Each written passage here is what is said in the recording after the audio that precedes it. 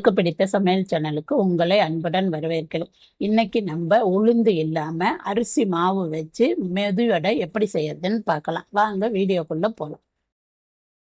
இப்ப நம்ம மெதுவடை பண்றதுக்கு நான் 1 கப்பு பச்சரிசி மாவு எடுத்திருக்கேன்.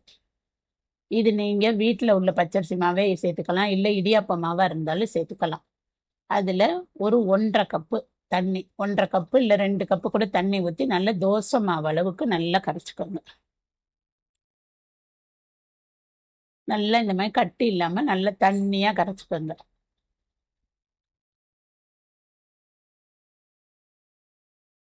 இந்த அளவுக்கு தண்ணியா இருந்தா நல்லா இருக்கும். இந்த மாதிரி கரைச்சிட்டு ஸ்டவ்ல ஒரு பேன் வச்சு ஏதாவது ஒரு பாத்திரம் நல்ல கெட்டிமா இருக்கிற மாதிரி பாத்திரம் எடுத்துக்கோங்க. நான் இந்த கடாய் எடுத்திருக்கேன். நீங்க நான்ஸ்டிக் தவா கிட்டியா இருந்தா அது கூட எடுத்துக்கோங்க. அதுல இந்த மாதிரி ஊத்திட்டு நல்லா கரைச்சிக்கோங்க. இந்த அளவுக்கு நல்லா கரைச்சிட்டு இப்ப ஸ்டவ்வை ஆன் பண்ணிக்கோங்க. இப்போ நல்லா கிண்டி விடுங்க. ஏன்னா கொஞ்ச நேரத்திலேயே அரிசி மாவு கட்டி ஆயிடும். அதனால நீங்க நல்லா கிண்டிகிட்டே இருங்க. இந்த மாதிரி ரொம்ப ஒரே இடத்துல கட்டி பிடிச்சுக்கோ. அதனால கிளறி விடுங்க. ஏன்னா மாவு நல்லா வேகணும். வெந்தாதான் வடை நல்லா சாஃப்டா இருக்கும். அதனால மாவு வேகறதுக்கு சிம்மிலேயே வச்சு கிண்டி விடுங்க.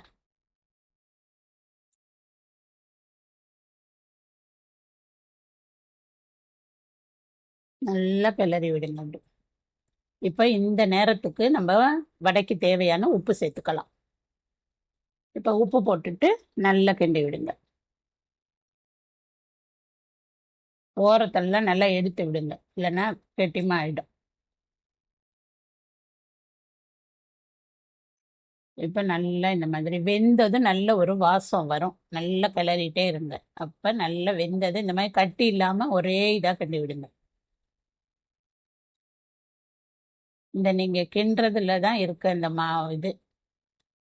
இப்ப அதுக்கு தேவையான வடைக்கு தேவையான ஒரு பச்சை மிளகாவும் ஒரு துண்டு இஞ்சி சின்ன சின்னதா கட் பண்ணி அதுல சேர்த்துக்கிறேன். அது கூடவே 1 ஸ்பூன் ஜீரகம் சேர்த்துக்கிறேன். இப்ப இது எல்லாத்தையும் சேர்த்து அது மாவோட நல்லா கிண்டுங்க.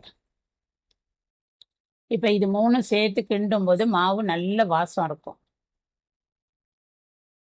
இப்ப நல்லா அதை கெட்டிமா வருது பாருங்க. இந்த அளவுக்கு நல்லா கிளறிக்கங்க. இப்ப அது கூட 1 ஸ்பூன் நான் ஒரு மிளகு 1 2 இடிச்சு அதுல சேர்த்திருக்கேன். ஏன்னா ஒரு பச்சை மிளகாய் காரம் பத்தாது. அதனால கொஞ்சம் மிளகு போட்டிருக்கேன். மிளகு போடும்போது அந்த வடை நல்ல வாசமும் டேஸ்ட்டும் நல்லா இருக்கும். இப்ப அதையும் சேர்த்துட்டு நல்லா ஓரத்தெல்லாம் இந்த அளவு கெட்டியாகிற அளவுக்கு செஞ்சா சரியா இருக்கும் பாருங்க. நம்மளுக்கு கையில அந்த தொட்டு பார்க்கும்போது அந்த பதம் தெரியும் உங்களுக்கு, சாஃப்டா இருக்கிறது. இந்த நேரத்துக்கு நீங்க ஸ்டவ்வை ஆஃப் பண்ணிடுங்க. நல்லா வெந்துடும். நிறுத்தின பிறகு கட் பண்ணி வச்சிருக்க வெங்காயத்தையும் கொத்தமல்லி சேர்த்துக்கலாம். நான் இந்த மாவுக்கு நல்ல பெரிய வெங்காயமா ஒரு வெங்காயம் கட் பண்ணி சேர்த்திருக்கேன். வெங்காயம் கொஞ்சம் நிறைய சேர்க்கும் போது வடை நல்ல மொறு மொறுன்னு இருக்கும். அதுல நல்லா இருக்கும் அது சேர்த்து சாப்பிடும்போது. அதனால நான் சேர்த்துருக்கேன். ஆனால் ஸ்டவ் ஆஃப் பண்ணிட்டு தான் நீங்கள் வெங்காயம் சேர்க்கணும். இல்லைன்னா வெங்காயம் வணங்குன மாதிரி ஆகிடும், நல்லா இருக்காது டேஸ்ட்டு. நிறுத்திட்டு இந்த மாதிரி கடைசியாக சேர்த்துக்கோங்க. இப்போ இது எல்லாத்தையும் நல்லா ஒன்றா சேர்த்துட்டு நம்ம ஒரு பிளேட்டில் எடுத்து ஆற வச்சுக்கலாம். இப்போ இதை எடுத்து நல்லா கொஞ்சம் ஆற விட்டுருங்க. நல்ல சூடு ஆறின பிறகு இந்த மாதிரி எல்லாத்தையும் நல்லா ஒன்று சேர்த்து பிசைஞ்சு வச்சுக்கோங்க. கையில் கொஞ்சம் எண்ணெய் தடவிக்கோங்க. அப்போ கையில் நமக்கு ஒட்டாது. அந்த அளவு கையில் எப்படி சாஃப்டா இருக்கு பாருங்க. இந்த அளவு சாஃப்டா இருந்தால் தான் வடை நல்லா இருக்கும்.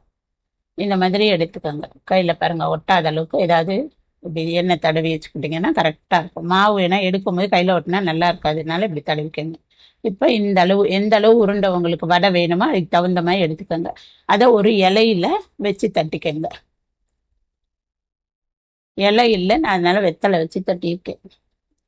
நீங்கள் இலை இருந்தால் அதை யூஸ் பண்ணிக்கோங்க. இந்த மாதிரி கரெக்டாக தட்டிக்கோங்க. நல்லா ஓரமெல்லாம் ஒரே அளவுக்கு பண்ணி நடுவில் நல்லா ஒரு ஓட்டை போட்டு வச்சுக்கோங்க.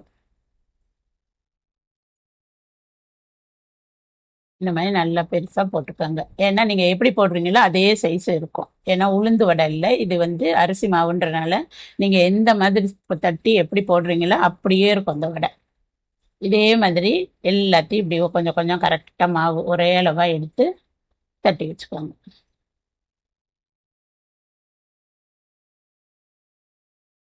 இது மாதிரி நல்லா உருட்டி கரெக்டாக தட்டிக்கோங்க. அரிசி மாவுன்றனால உங்களுக்கு கரெக்டாக தட்டுறதுக்கு நல்லா வரும்.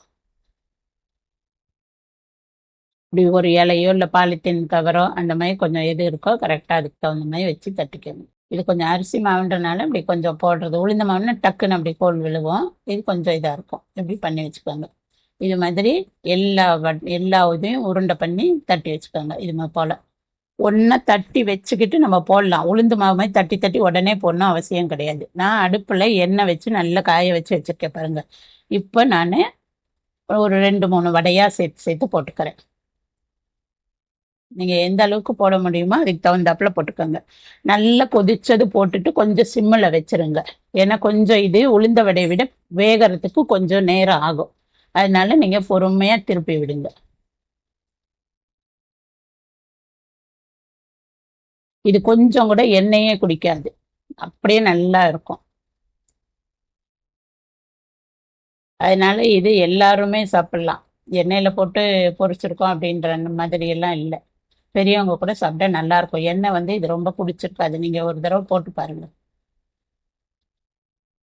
இப்படி பொறுமையா திருப்பிக்கோங்க. ஒரு சைடு வெந்தது கொஞ்சம் திருப்பி விடுங்க. அப்புறம் திருப்பி அது வெந்ததும் அப்புறம் திருப்பிக்கலாம்.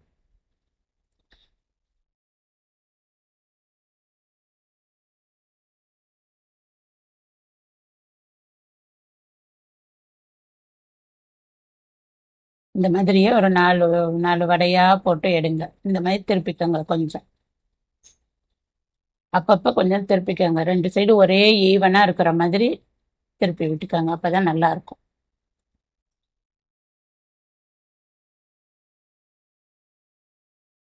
இப்படி எல்லாம் நல்லா கொதிச்சு அந்த எண்ணெய் அப்படியே கொதிக்கிறது அடங்குது பாருங்க. இந்த ஸ்டேஜில் எடுத்தா கரெக்டாக இருக்கும். இந்த அளவு வெந்தா நமக்கு சரியா இருக்கும். எப்படி இருக்கு பாருங்க வடை. நல்லா அப்படியே குண்டு குண்டா போட்ட மாதிரியே இருக்கும்.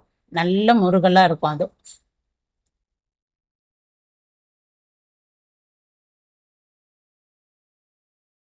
இதே போல எல்லா வடையும் போட்டு நம்ம எடுத்துக்கலாம். இப்ப நமக்கு வடை ரெடி ஆயிடுச்சு பாருங்க. இப்ப இதை தேங்காய் சட்னியோட சாப்பிடும்போது ரொம்ப டேஸ்டா இருக்கும். வடை பாருங்க இப்படி புட்டிங்கன்னா உளுந்த வடையை விட நல்ல சாஃப்டா இருக்கு பாருங்க. நல்ல லேயரா நல்லா இருக்கும் சாப்பிட்றதுக்கு. நீங்களும் இதை வீட்டில் செஞ்சு பாருங்க. எப்படி இருக்குன்னு கமெண்ட் பண்ணுங்க, லைக் பண்ணுங்க, ஷேர் பண்ணுங்க. மறக்காம சப்ஸ்கிரைப் பண்ணுங்க. நன்றி.